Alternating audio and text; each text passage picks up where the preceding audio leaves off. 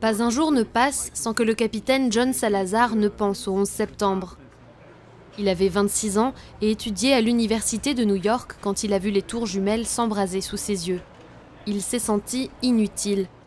Déjà réserviste pour l'armée américaine, John a fini par rejoindre l'Afghanistan pour une mission de 2 ans. Vous savez, quand je suis descendu de l'avion sur le sol afghan le 24 juin 2010, j'ai senti J'ai senti que c'était mon destin. J'ai senti une rédemption parce que j'étais enfin capable de faire quelque chose. Alors que son pays est en deuil pour le 10e anniversaire de ses attentats, l'armée américaine, elle, fait les comptes de 10 ans de guerre.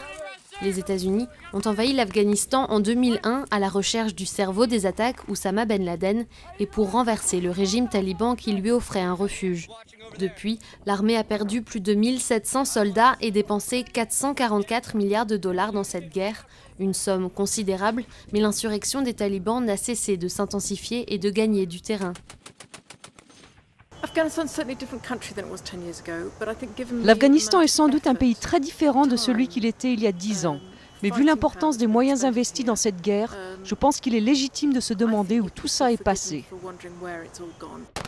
Les ressources sont désormais pour une large part consacrées à la formation des Afghans pour que les 140 000 troupes étrangères puissent rentrer chez elles. Mais la tâche s'avère titanesque, la corruption est un problème majeur au sein des forces afghanes, tout comme la drogue et l'illettrisme.